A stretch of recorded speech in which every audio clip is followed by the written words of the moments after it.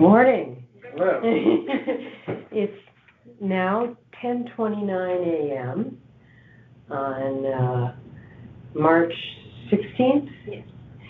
And I am Laura O'Brien. I am here to hear the case, the card number 456 for 331 Stratfield Road. And I have with me Jeffrey Devaney and Lori Devaney Noemi. Yes. Okay. Close enough. Close enough. Noemi is the first name, yes. Oh, Noemi. Yes. You can't tell the way they order these. You just, you can't. Where are you from? I'm from France. Yeah. Sounded like a French accent. Okay, we're talking about the property at 331 Stratfield Road. And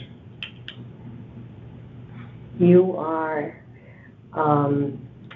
asking for the amount to be reduced to $709,578 from the town's value of $909,000 even.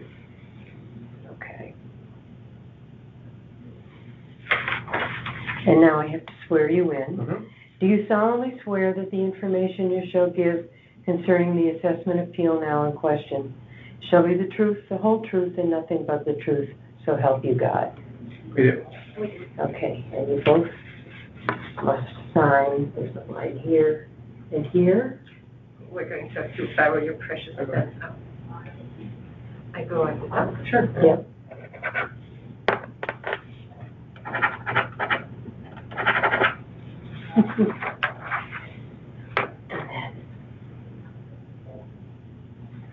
And then I sign here. Okay. I think I did everything I'm supposed to do.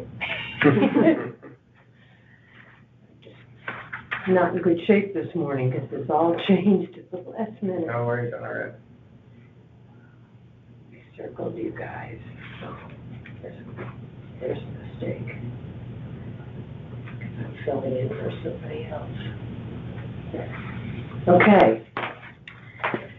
So maybe if you would go forward now and tell me what your case is. Sure. Then why don't you describe where in Stratfield Road this is? I live just off Stratfield Road myself, so I'm kind of familiar. We are just in front of Marne, as Marne goes to Stratfield. I guess it would be south of Assumption, heading towards Villa. So let's see. So it's toward Villa. It's towards Villa. Pretty far down there. Yes, it's in that direction. It's not at Villa. No. It's not. It's still Stratfield. We're not yet at Collingswood or that Capitol intersection. It's kind of maybe a quarter mile down the road from the Assumption. That's good enough. Okay. So tell me again why you think this value is not correct. So we actually prepared a couple of slides to explain the reason why we believe that we should be that the fair market value should be lower. And on the first slide, which is right after this page, this one right here, yes. We compared our house with similar homes in the neighborhood that have similar square footage, and with the one that you see on the top right, the one on Park Avenue. That one is alongside a busy road, just like Stratfield Road. Yeah, and we tried to also find properties that sold, so their actual sale price. Okay.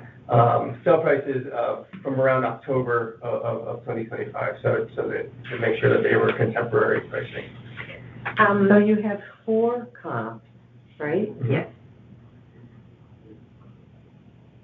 From the immediate area. That's right, in Stratfield neighborhood. And they are all around 700, between $660 and $750,000. Of sale price, not asking price. So price of how much? Between $660 and $750.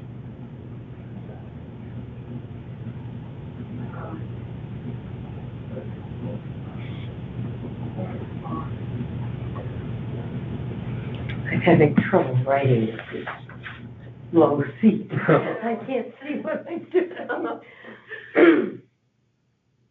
Okay. And on the following slides, and it will be the case for the few next pages, we are highlighting what we think are inaccuracies in the field card inaccuracies. Yes, and those changes are in red, as you can see. So we've listed a couple here, like we only have 2 stories that are finished. The attic and the basement are not finished. Here it lists 2 1/4 stories. There are different material used than the one listed. Let me go slowly. Sure, of course. So the first thing is, it's only 2 stories. That's right, that's correct. There is no 1/4 story. I wonder where that comes from.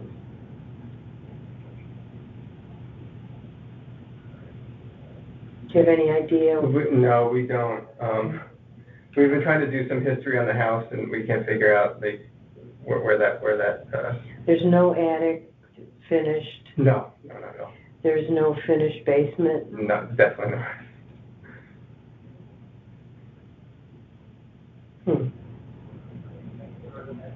One is odd.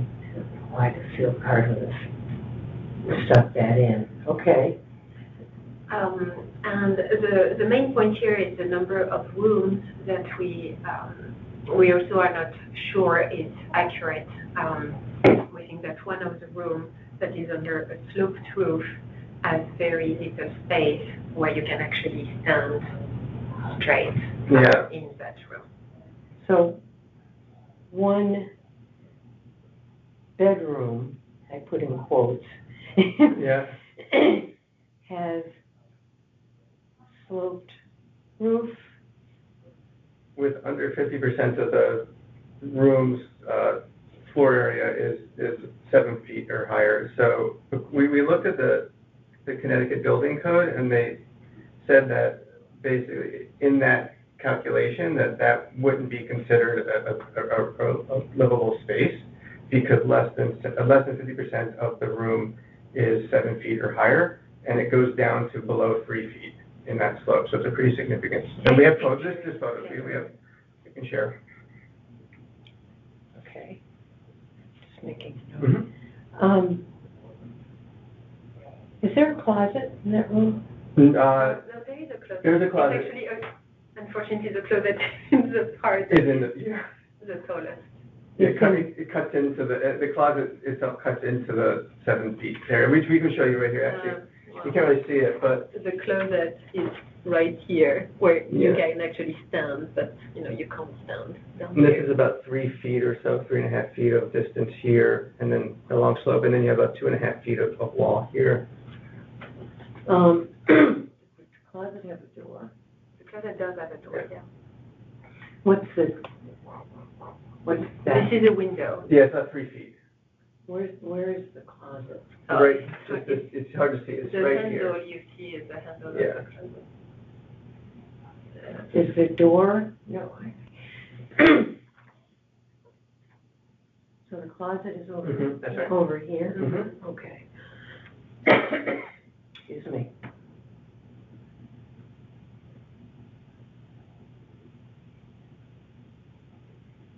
Okay. And if we go to the... Should I keep this with this? Oh, no, sorry, those are my notes. You have the same one right after. But on this page beforehand, we marked the inaccuracies in the square feet that we have recorded. And again, which page? Oh, right here. Right here. Okay.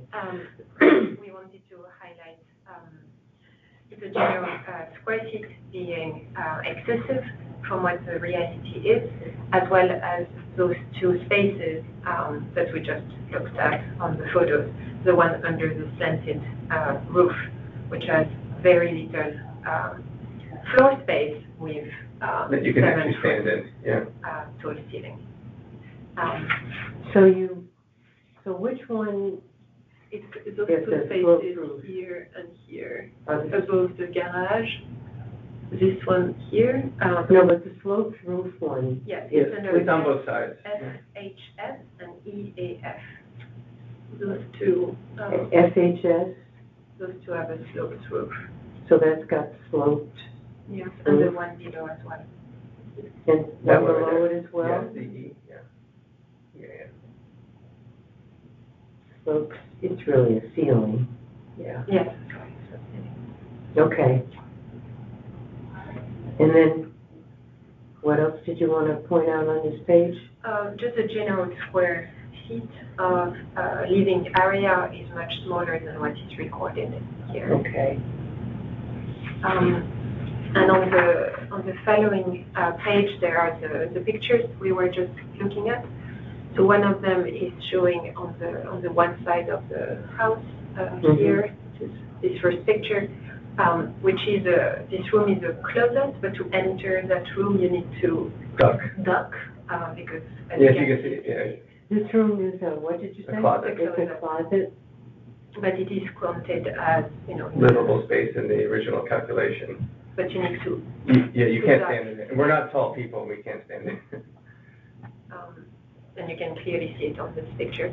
And then the other space is the one we were looking at earlier, the number 2 here, which is above the garage. And so this space is where on this, it's right here. so here, And then number 1, No. right? Oh, It's half of that space there. it's this here, yeah, that one there. Yeah. that's that space? Yes. Okay, and then, This number 2 is this space here. okay, that's number 2, I gotcha, All right.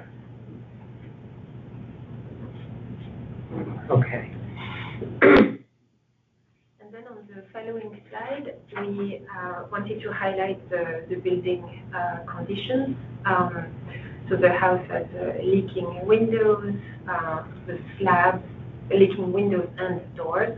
So in the winter we tape everything, which are the first 2 pictures. And external doors? Yes. Yes. Yes. We did have someone come and do the foam everywhere, but that doesn't resolve the issue of the leaking windows. You'd have to replace them. Yes. Yeah. And the doors need to be. They looked at the doors. Some of them are crooked and. They need to be replaced and Yeah. properly. Installed, which Yeah. wasn't done, and we will get to that in a little Yeah. bit. But we. How long have you owned the home? 2021 is when we purchased it. And we'll get to that. That comes up too. And the first picture here is showing the slab in the garage, which is deteriorated. You can lift the slab and there's dirt below. But there's also into the wall. You don't really see it very well in the picture, but there's a bit of a hole here. But you can see that there's decay into the structure of the wall. We don't know how far back that goes. Which one is? Oh, this one here. Yeah. So the floor of the garage, it's coming apart, deteriorating, and there's also deterioration into the construction underneath the surface of the wall in the garage as well. You can see where the crack is, but if you go into that, you can see there's a deterioration there as well. Is there water leakage? No, there's not water leakage. Okay. It's sagging, but there's no leakage.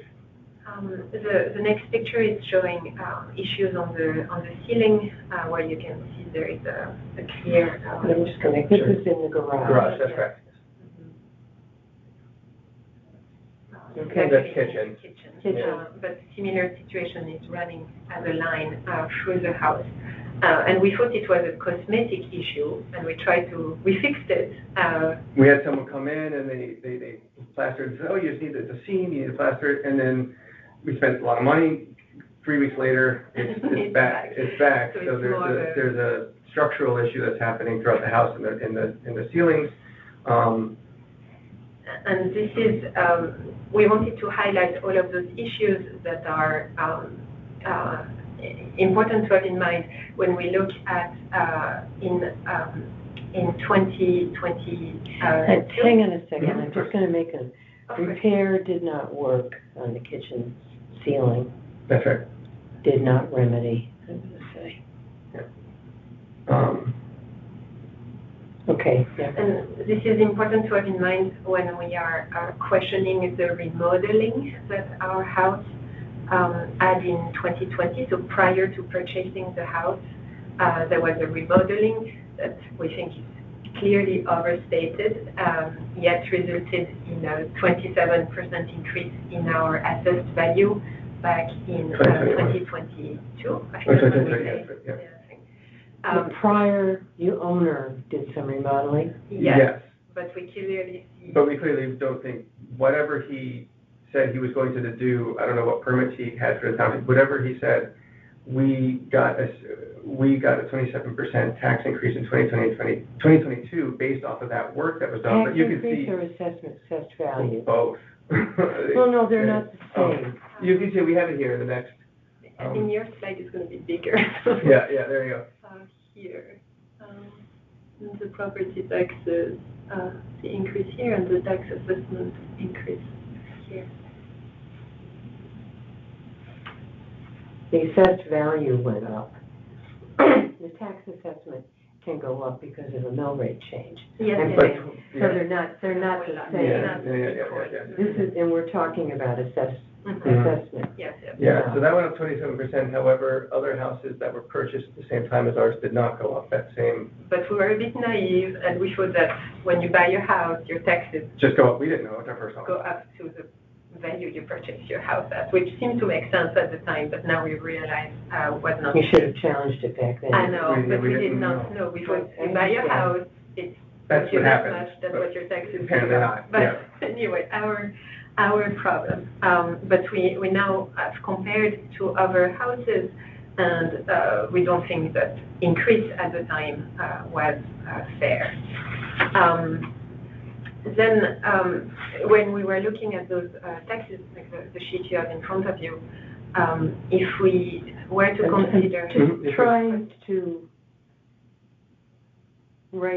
knowing what I know about how this gets ruled, and I'm trying to determine how to explain this. I'm not going to use the property taxes. I'm going to use the assessment value went up 27% right after you bought it? Yeah. That's right.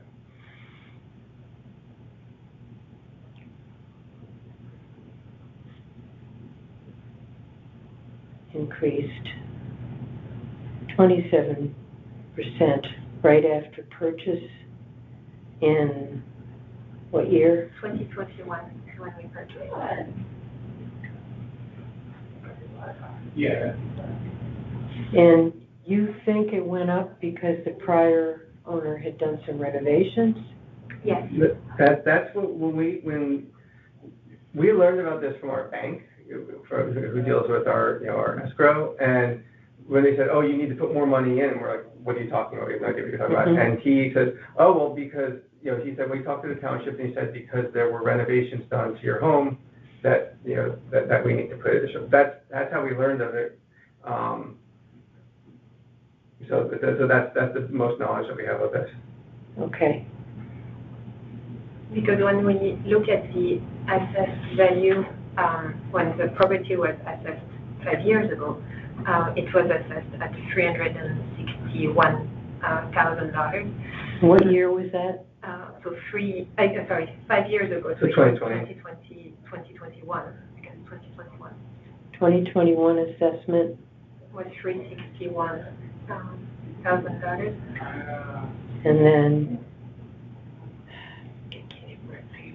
read my own writing. And then it was increased to $459 That's right. in 2022. 2022. Mm-hmm. So 1 year after the reevaluation for the whole town. $459,200. And you bought it when? 2021, in April 2021.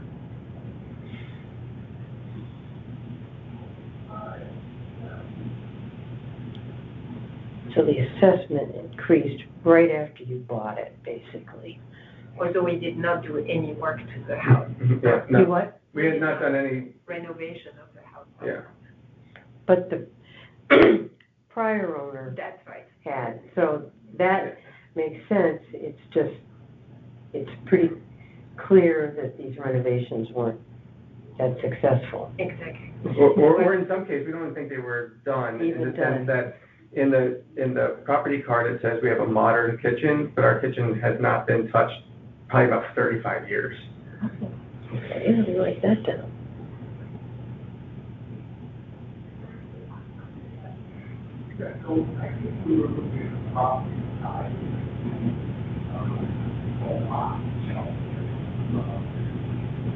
You have a picture of it? Of the what? Of the kitchen? Maybe we do. I might have my phone. Because when we selected the pictures to put there. Yeah, I'll put it up as we're talking.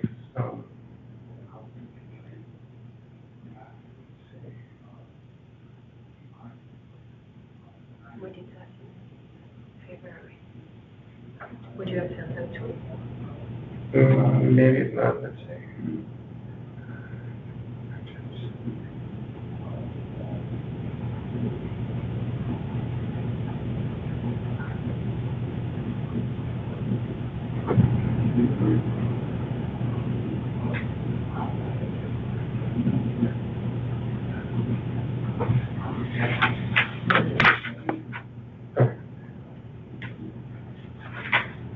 I mean, here, a picture of our children. Oh, Yeah. maybe you have a better one. This is the kitchen. Oh, here you go, like, here's a, Oh, maybe with our children. you can see, I mean, it's like the wood is deteriorated, chipping and stained, and this has not been renovated at all. There's areas where the doors are off hinges, and we had to, the wood is stripped out because, and we had to fill that in to keep the doors from swinging open. But yeah, you can see, like the wood is not, this is not a renovated. You probably would do well to send in a picture showing a couple of things in the kitchen that it does not appear renovated. And then in the following slide, They probably took out a permit and didn't do the work. I think that's what our assumption as well.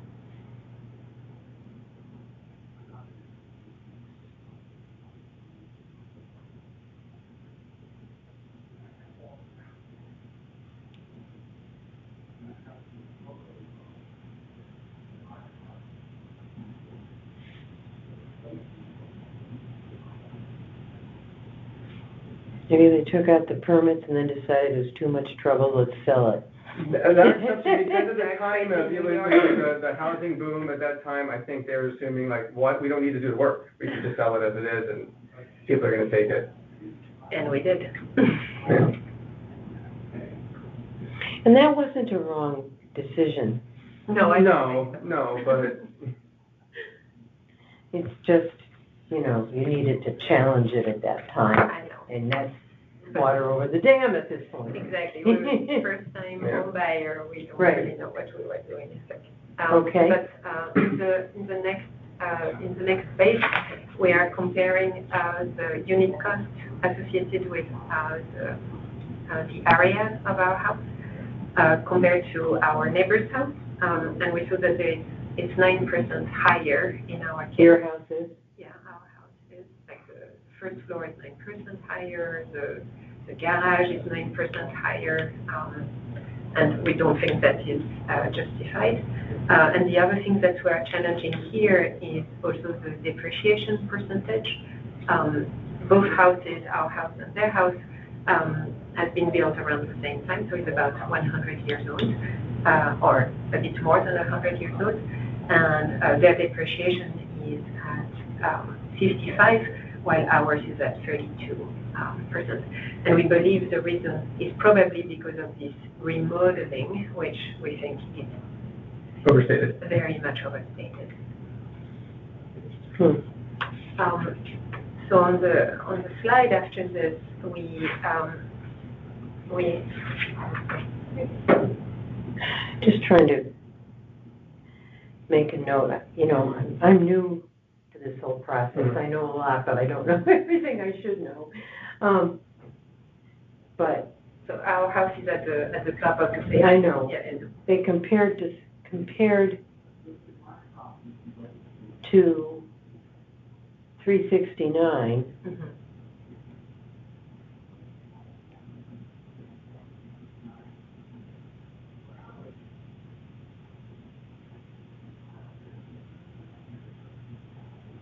your house is a little bit bigger supposedly, Indeed. although the attic unfinished was counted in this. In their house, yeah, it's considered finished. Yours is 331. That's It's right. counted Oh, in yes. yours. Mhm. That's not, But I believe it's a partial attic, if I understand correctly. Like if you see the slide before the last one, it says unfinished. While the other one, the attic extension, I think it is one of the close-ups. okay.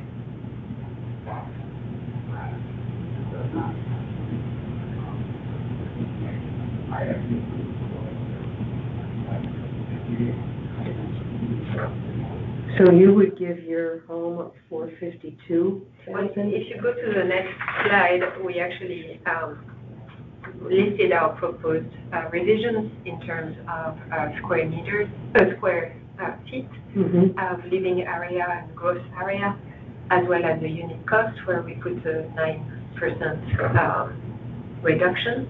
And that gives us a revised undepreciated value, to which, and I guess it's the most important, we are asking for a revised person's good of 50% instead of the 68%, which gives us a revised depreciated value of $212,000.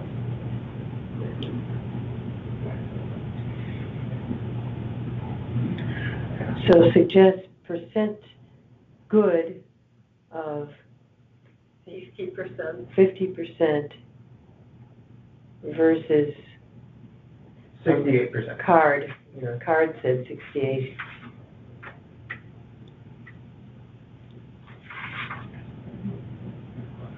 Okay. And then the last two slides are about the land value. So we compared the unit price of our house at 331 with one of our neighbors, the unit cost. So we are at 32, which we are the highest of our neighbors. The one to the south at 317 at 30.19 is a very different condition from the rest of our neighbors because they have a bulkhead separating them from the Wooster River with a higher wall and a level property. Our property is more similar to the one to the north because we do not have a bulkhead and our property is not leveled, yet we are much higher than our neighbors. Higher unit price. A unit price, yeah, not in elevation, unfortunately. So we are, and we do not understand why we would be higher. Here we are proposing a unit price of 27 to be closer to our Immediate neighbors to the north. immediate neighbors to the north, which is the reason for the proposed land value of $497,000. I'm just going to write for now, land value considerably higher than neighbors. No idea why. Exactly.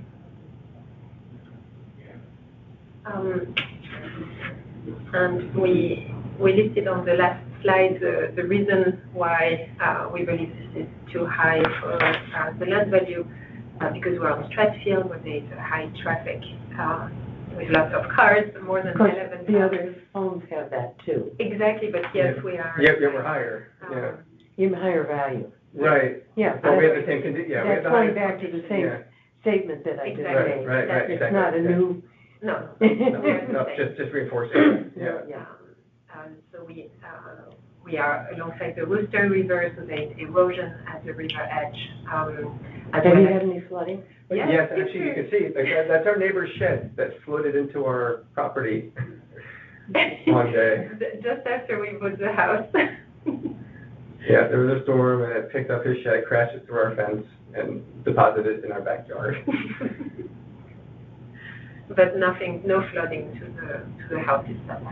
Yeah. That we have seen. But There is water damage in the basement from previous floods from the previous owner, but we have not had that since we purchased. However, we've had property flooding, such as you see the evidence in the photo. We also get a lot of storm runoff from Stratfield Road that floods our front yard and our driveway and the patio. Get several inches of rain, and several inches of water that floods coming down from. And that's still from the Rooster River. Mm-hmm. It's going to Stratfield Road, and then it goes where water goes. Yeah. But it does create a problem because now if you're going to your car, you got to step through 2 inches of water. Yeah. Okay. And that was the slides we have prepared, but that was to show how we got to this very precise number of 709. 578. Okay. That was by doing these different math. I've got to make time for others that are going to be here. Is this go for me? Yes. That was the first page of the Okay. slide. Let me just make one comment, quote unquote, suggestion. One other thing you can do, together in that, I gotta put this number on everything. If you're not happy with the outcome, or even if you want to do it now before they make final decisions, you could hire an assessor, a professional who assesses properties, and that they would take all these things into consideration, and they would take other properties in the area, and they would put their stamp on the value. So I'm not saying it's going to differ than yours. It's just because they're professional and they're trained, it holds more weight with the board that's assessed it. It's just a thought. We're not necessarily suggesting you're going to do it, but you might. Depending on this how it all comes out. So, Thank you. a couple other people I suggested it to when they have unusual situations, because all these unusuals, it's only an assessor who knows how to properly take them in. You've made some great arguments, but We're not professionals. right. Yes. So, okay. Well, thank you Very very much. much. So the time is now 11, and I'm going to end this call.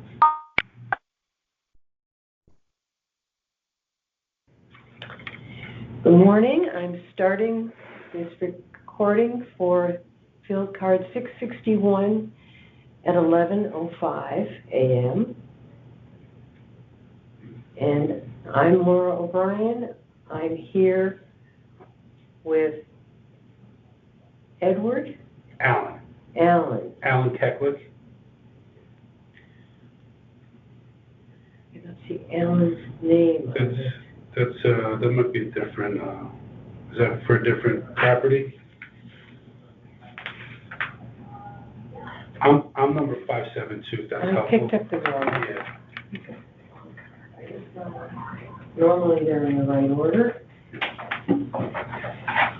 Yep, that's me, 572. Yep. Okay. So.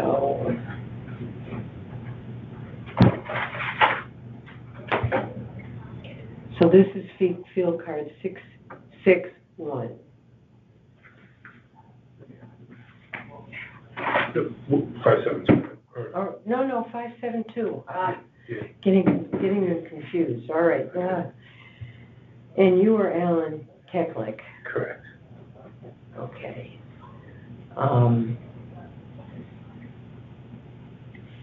So that's pretty straightforward, but it's not.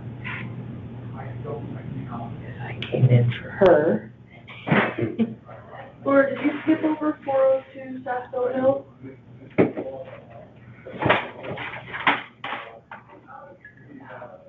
I guess so. Yeah, you've been waiting out there for a long time. So, I'm happy for him to come in if that's helpful. Bye-bye. You don't mind? No, It was in a different order on I this, do sincerely. no worries, no He's worries. been waiting and he's, I don't know. Yeah, the order in this was that Sasko Hill was last, that's how I came about it. So His appointment was at 10:40. I don't, whatever you guys want to do. So, yeah, no problem.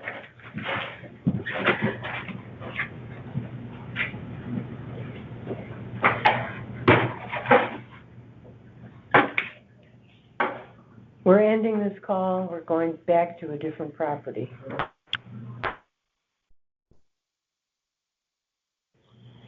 It's 11:08, and we are starting a session for field card 661 at 402 Sasko Hill Road.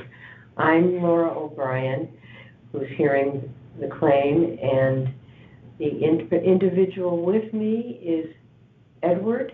Right. Edward Sonnenschein. Perfect. Okay.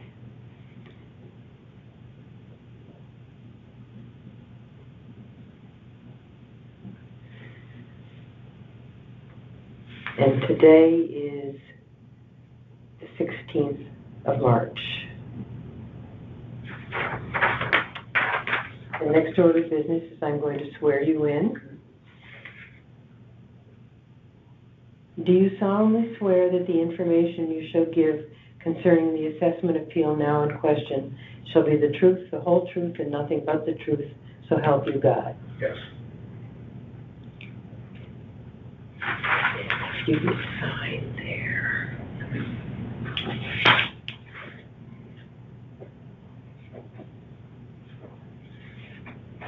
Thank you.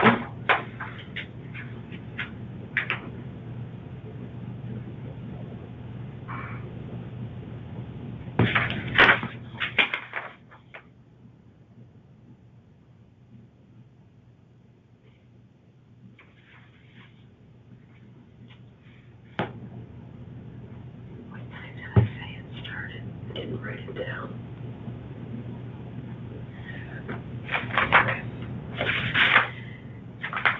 Okay, so you have asked that the value of your property for assessment purposes be reduced to $7,500,000 from the town's value of $8,648,013. Right. Got it right? Okay, that's good. So why don't you go on and tell me why you think this should Well, be so, changed? Yeah, I think, broadly speaking, the so-called comps are not comparable. First, on the land. When you say comps, The properties whose value have been used as reference points for the value of our property, from vision. yes, are not truly comparable. Let me tell you why. While we have 3+ acres of land, the area at the bottom of at the water side, which would be the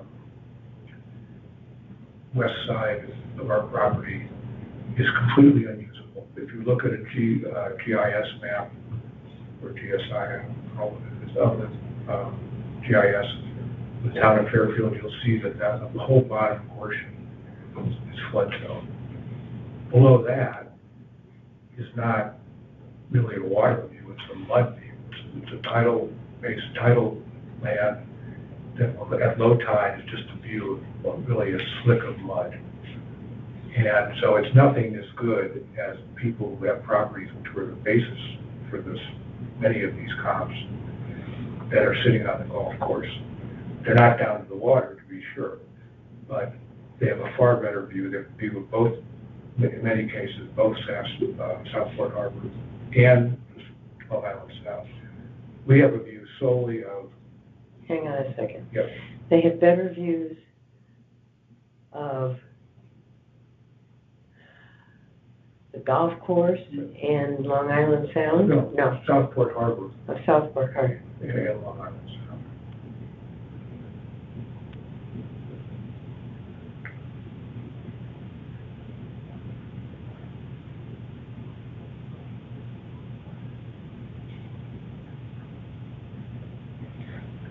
your property is not usable for certain, what was the next? Yeah, the property so the property is long and narrow. And the bottom, the water side, that is the west side of the property, we have about an acre the property is set up so there's the house, then there's sort of a terrace, it goes downhill, and then there's the pool below that in terms of topography. And then... It's not an installed pool, it's water that's pooling. No. No, this side we have an installed pool. You have an installed pool. But then you get to the bottom acre, and that's land, much of which is unusable for any building of any kind. Because if you look at the GIS survey of the town, a large part of it is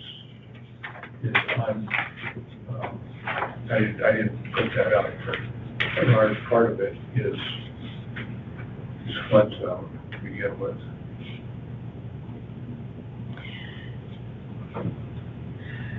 We don't have the hard in here, though.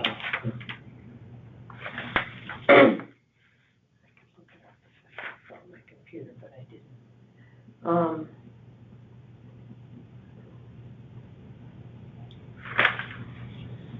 How much of it is in the flood zone? I can't give you an exact, but I would bet a half an acre.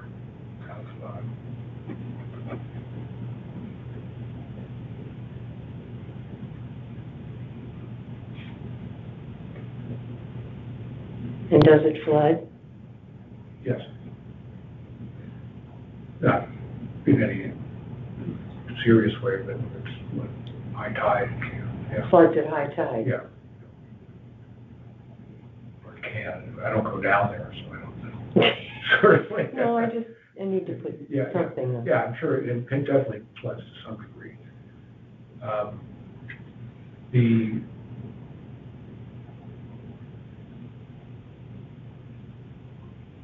And just so we're good on those two things, the views and the unusability. The other thing is, if you compare us to both neighbors on both sides, to the south, that neighbor has a dock. They were grandfathered for a dock. We were not. Okay. And to the north, there's some kind of a shared property. Hang on a second. Sure. Yep. Can't. Yep. No. On one side is allowed a dock. Yeah, and there's a dock. Okay. And On the other side, the north. and you can't. Right, we can't. Go ahead. And on the north side is a dock. Also? Yes.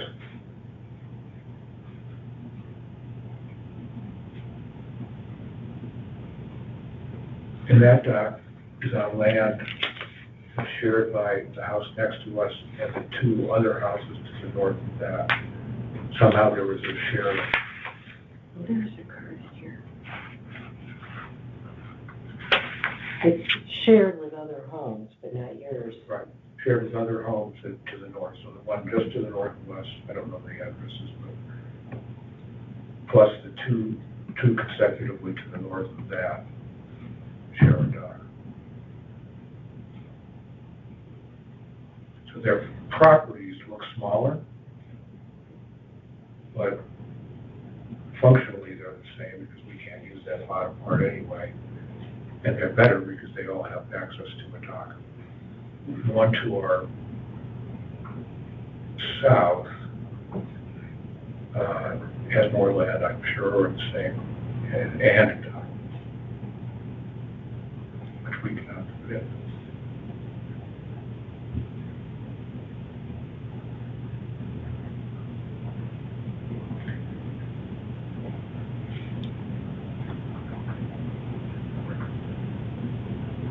I'm just saying these properties have more usable / valuable land than you do. Yep.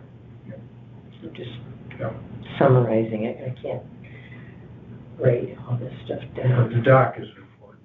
very The important dock's very important, yeah. to value.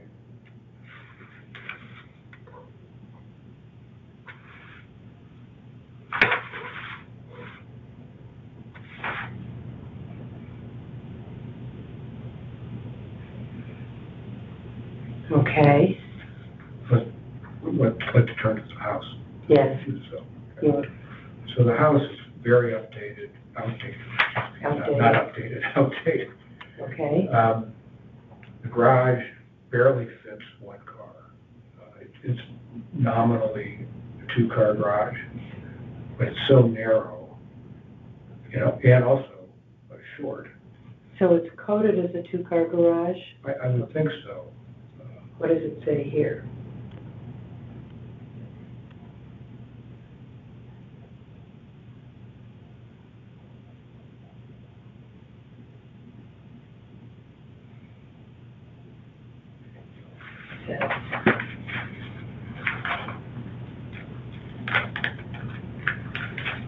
It's an attached garage. Yeah, it is attached. And there are two garage doors, so I would call them two cars.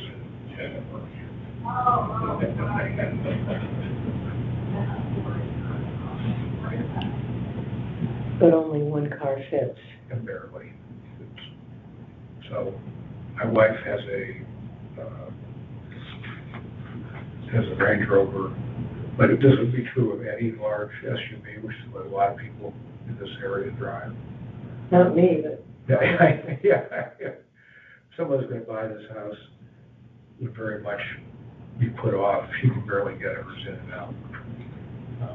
well, they might not buy it. But And the other side is even a little narrower, and we just use it for storage. So that's substandard for houses on the street. yes, I'll let you catch up on that.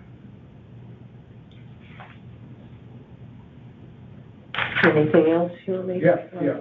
point out? The structure is very old, 1934. Home is very old, built in. 1934. And there's water seeping in everywhere. My wife has one of those moisture gauges, and we've had to redo tuck pointing on the front. We've had to redo completely sort of a side porch, second floor side porch, and the related facade. It's just everywhere, and so there's a constant need for repair.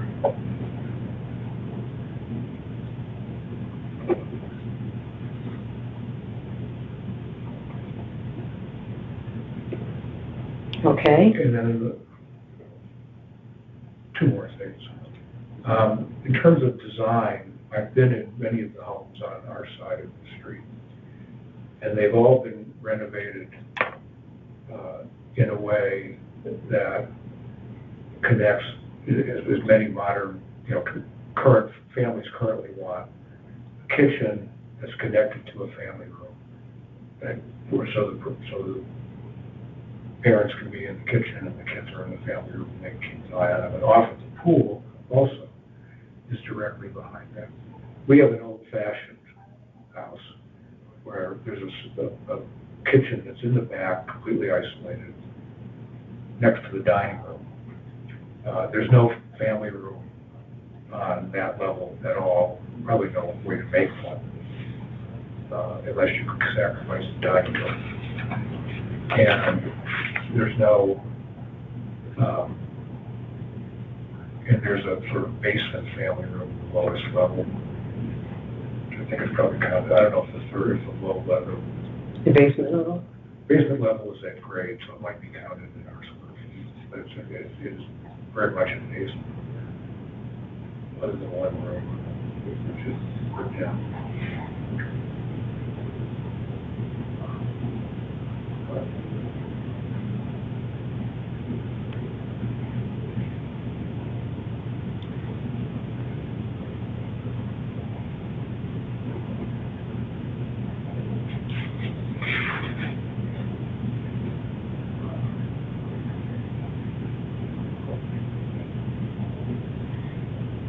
trying to see what I might be able to pick up from this. What square footage shows 7,000 or Um, something? In the main house. appraised value. Let me see if I can find the square footage on here.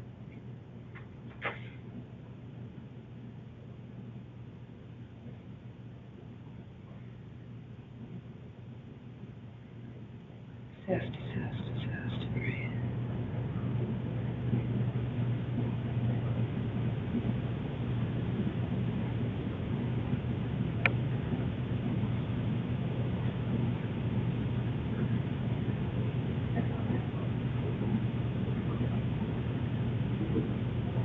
I have the land square feet, 87,000.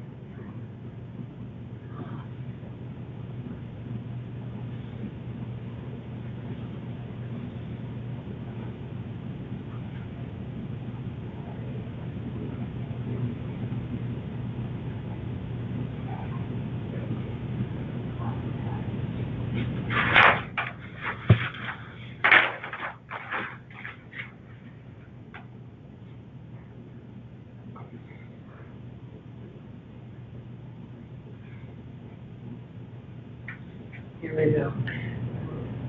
4,800 square feet. Okay, that would probably not include the basement is my guess, but it could. It's first floor and upper story, Okay, so it does. so it doesn't include basement. Yeah, okay. But the basement is unfinished, right? Large parts of it are, some of it's finished. Some of the basement is finished. Yeah. Basement unfinished, 96. Attic unfinished, 366.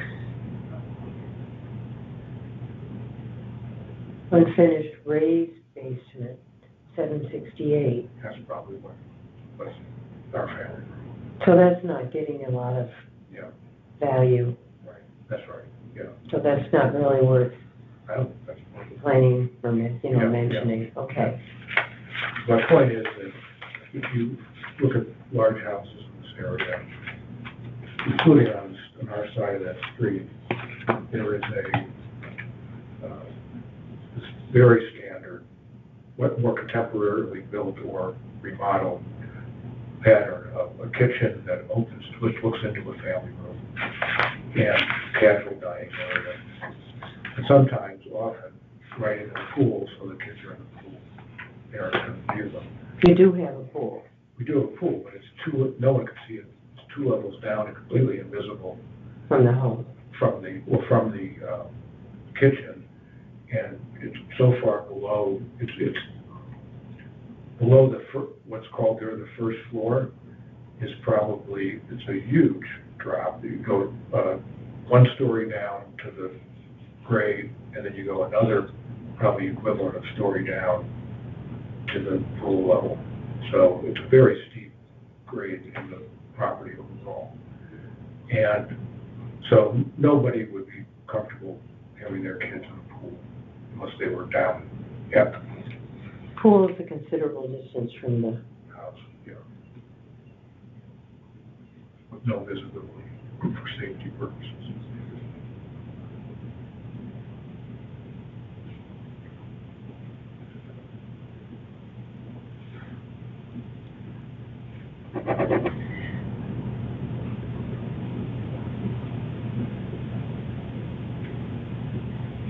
I guess I just have 2 of them.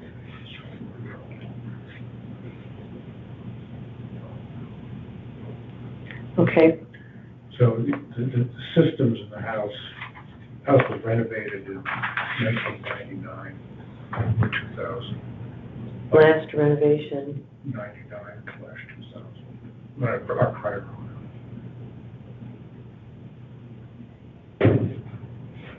okay. But the systems are, at this point, HVAC and hot water, quite outdated as well. They require replacement. Even before we moved in, our inspector said the hot water system needed replacement the other time. Okay, Then finally, and this is true of some of the other places, but not the ones that are above the golf course, that entire lower level is, we believe, completely tick-borne. completely Filled with deer ticks. Because it's a the very- land. the land, that bottom part of the land below the pool, because it's just a regular thoroughfare for deer. We would not walk out there otherwise. I understand. I don't know if that's valid. I don't know, because that can be addressed with Yeah, but, treatment. yeah, It's not a permanent yeah, thing. that's fine, yeah. Yeah. But there's certainly, compared to compared to the land that's part of our neighbor's property, including that common land to our north, that's shared by 3 homes, a larger percentage of our property is in that situation. And then they go to the golf. There's one property between us and the golf course, and there's a few. It's subdivided after that, then it goes straight to the golf course, which is where they've been hanging out. I don't know if that's for you. So those are my thoughts. I don't think I have any more questions. Hopefully we're here in a few weeks, Okay. you know, I don't know, end of the month or something like that. We have 911 cases to review. And I got told in to help. I've not done this before until this year, so. Well, I thank you very much for your time and consideration. And, So appreciate it very it's 11:30 and I'm ending this session.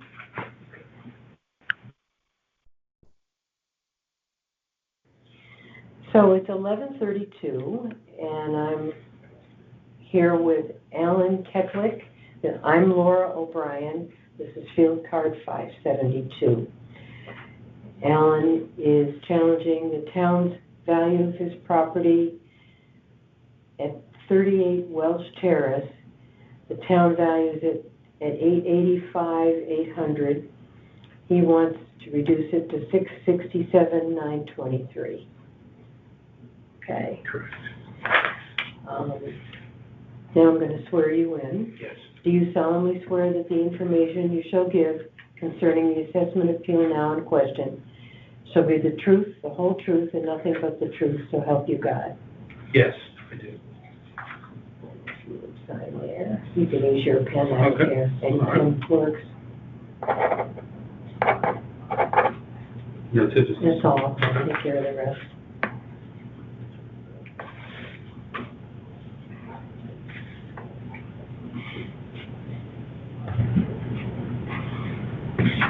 Okay. So, what's the basis of your challenge? So, Laura, the basis for my challenge, I think is 2 points.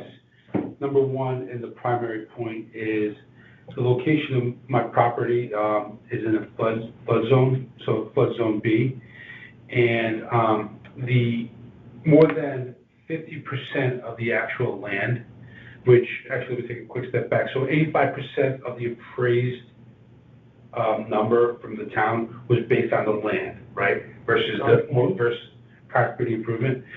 So I just want to highlight that, like you know, again, almost 85% of the number of the appraised value is 85% on the land. Yeah, so meaning $751,300 was based or attributable to land.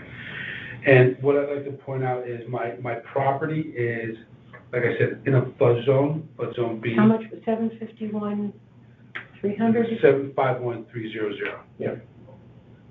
Okay.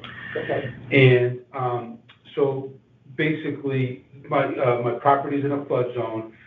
I have a survey here that I'd like to show you as well. But of my property, almost more than 50%, 58-ish% is below the base flood elevation. So basically, it's very limited, in terms of like, any projects or any buildings that I could do, like, beyond that line. Base what? It's called the base flood elevation. Oh, flood elevation. Yeah. So basically, what, I can help kind of illustrate what I'm talking about with the survey here. So essentially, that yellow line, and sorry for the small print, this is actually, I just want to get on a peeker, but this is just a survey that I had done by Richard Plain. So this flood line here, this base, it's like the 5.8, I think, feet, is essentially the marker here that basically anything beyond that is very restrictive or limited in terms of like projects, buildings that I could do on that, right? So Based on permitting or what's? like planning and zoning. Planning and zoning. Yeah, planning and zoning is very like FEMA, like the state. So my understanding is that it's very restrictive in terms of like what I could do there, And you right? want to submit this? Yeah, I put this, this was part of my application. You could certainly have this copy as well. But essentially, like, this part of the land, right? And just a quick math here, so like I said, based on the field card, right, the field card, 9,490 square feet is the landline valuation.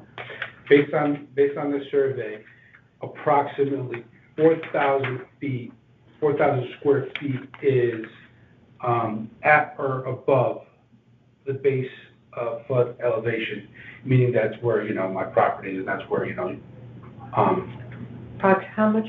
4,000? approximately 4,000 square feet, yeah. Which is what percentage? So 4,000 is about 42% of the 9,470 number. 42% Roughly, yeah, 9,490%. of Roughly of 42. property is above. Correct. The base flood elevation, right.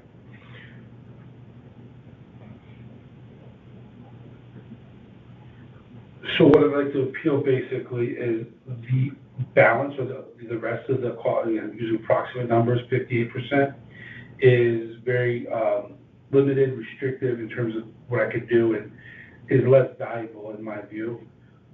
Is not as valuable as the rest of the property. So making it, but yeah, less valuable, and in my view, I think the tax rate should be less accordingly for that portion of the property. Okay.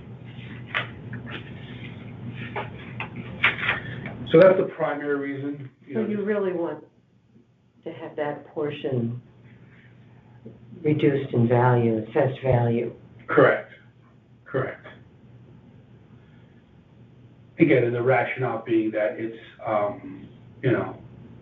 it's essentially like very restrictive or limited in terms of the use or potential use.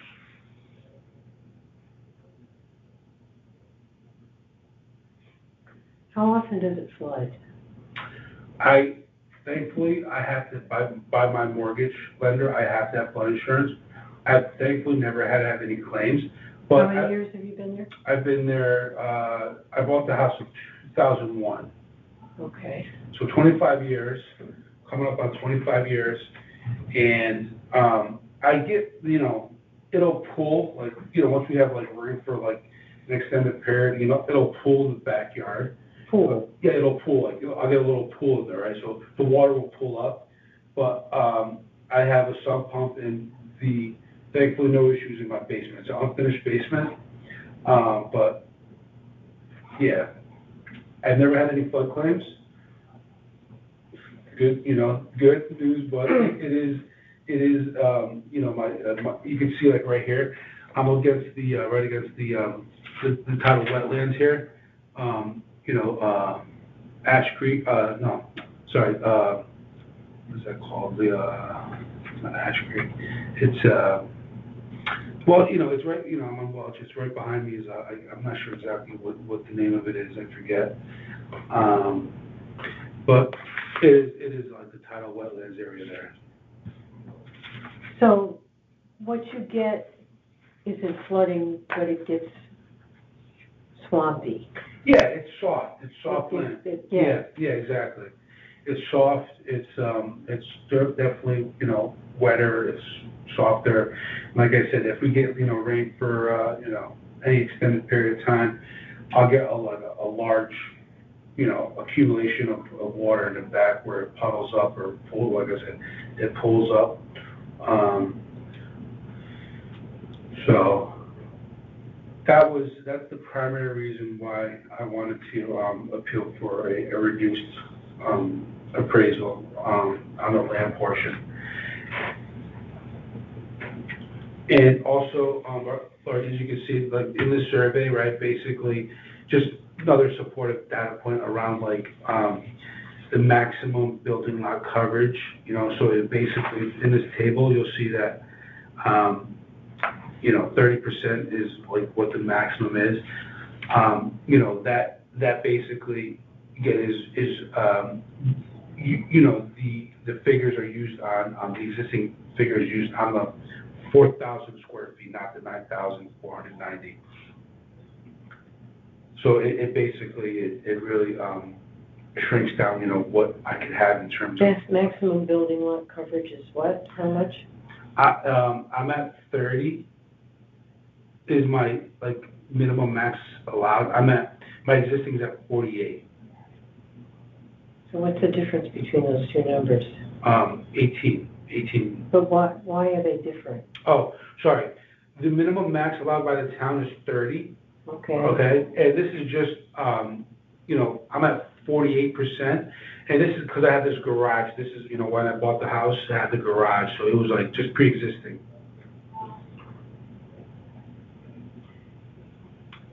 I did That's have. maximum building lot coverage of 30%? Correct. Maximum building lot coverage, yep. Is Percentage allowed, of lot area, yep. is allowed by, 30% is allowed by town, Yeah, but you have 48. You have 48% Correct. built on? Correct. And the reason why, so, the reason why the calculation is against the 4,000 square feet, which is the, the area of the property that's greater than the base flood elevation, right? Not the entire property, just like this portion. This property uses 40% of the non-flood zone property, basically, right? Yeah, 42%, correct. 48%, I think you said. Oh, well, yeah, sorry, no, it's 42% is like, the 4,000 is approximately, the 4,000 square feet is approximately 42% of the larger number of 9,470, I said, something like that. I'll just use a round number of like 9,500. So 42% of the total property can be built on, or no? Yes, yeah, that's the line, or that's the area that's greater than the base flood elevation. This property is allowed.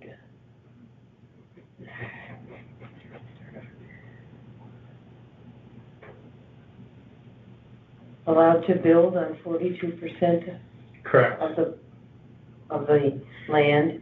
Yes, I think, yeah, well, I would say how I would state it is that 42% of the property lines is greater than the base flood elevation. I would state it that way, where basically the rest of it is below base flood elevation. Yes. Based on the survey, and at the end of the day, making it more restrictive or limited in its usage or potential usage. Mm-hmm. Therefore, carrying less value. Okay. So that's the land part, and again, I own the house since. So how much did you deduct for the land? So this is my math was basically, and this is something also I submitted. So basically, if I could show you, so going back to the yeah, exactly, right. So just going back to the number stated earlier about the 751,300, that was attributable to the land appraisal. right, the appraisal amount attributable to the land.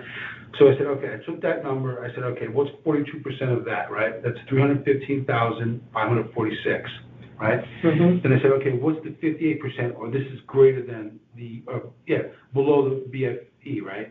So I said, this is the number that has less value, right? So I took this, 435,754, and I basically cut it in half. And this is the Okay. number I got. So I cut that number in half to 217,877.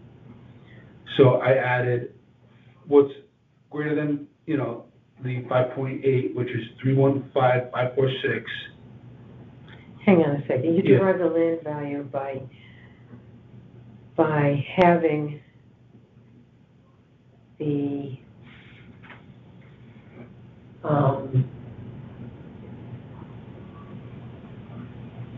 acreage, the square feet.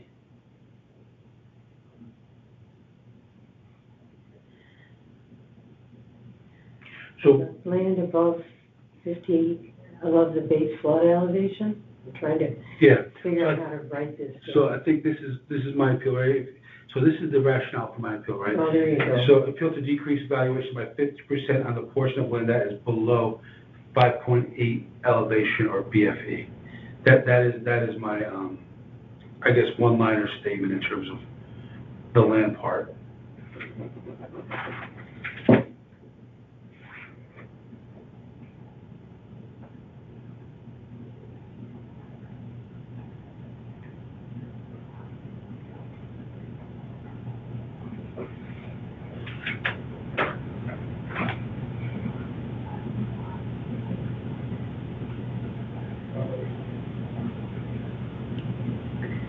Below base flood level.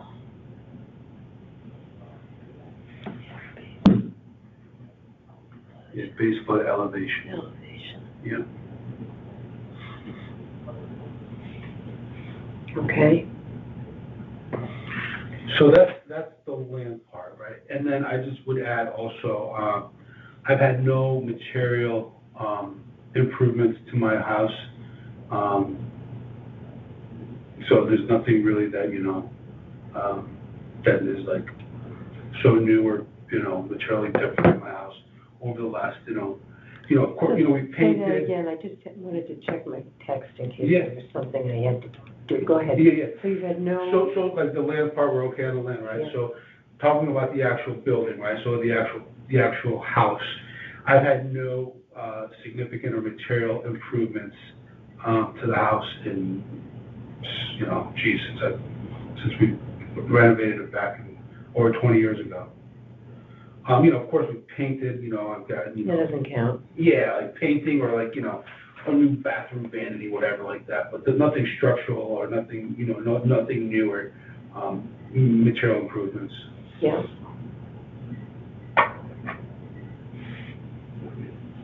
Okay, that's good to know. Yeah. So, that's essentially my case in terms of the appeal. Really, it comes down to just being in a flood zone where the property is, more than 50% of the property is, restricted or limited in use or potentially in this. So I'm just trying to understand the math. Yeah. This roughly 200,000 difference Yeah. is taking the, Right here, see that? So this page will show you, like this number here, you'll see that on the field card, right? So this is the land number, right? 751,300, right? So this is attributable to the land off the field card, right? So I said, okay, when I looked at the land number, I said, okay, I went to the survey and I said, okay, I broke it down by like what's greater than the base flood line and below the flood line, right? Okay.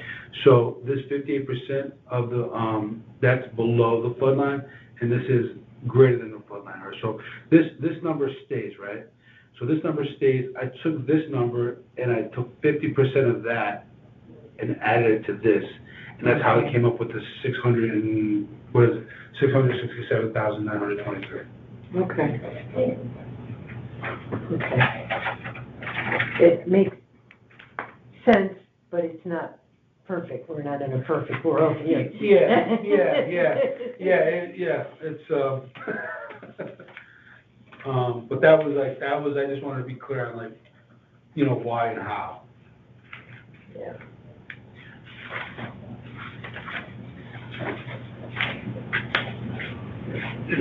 If you like, you can have this just to kind of highlight, the line of what I was referring to. Okay, Yeah. I'll put that in the Yeah, package. yeah. So, yeah, those are the points I wanted to share. I don't know what I've never gone through this process, so is there any questions or anything else that I can help with now, or, I don't know, later, maybe if they come up? My understanding is what it works now is when we have all finished, we as a board, a group, review all of these Yeah, and decide, accept, reject, partially accept, got it, okay, and then you get notified of what your new assessment would be. okay. And I don't know the exact timing. I would hope it's early in April. Okay.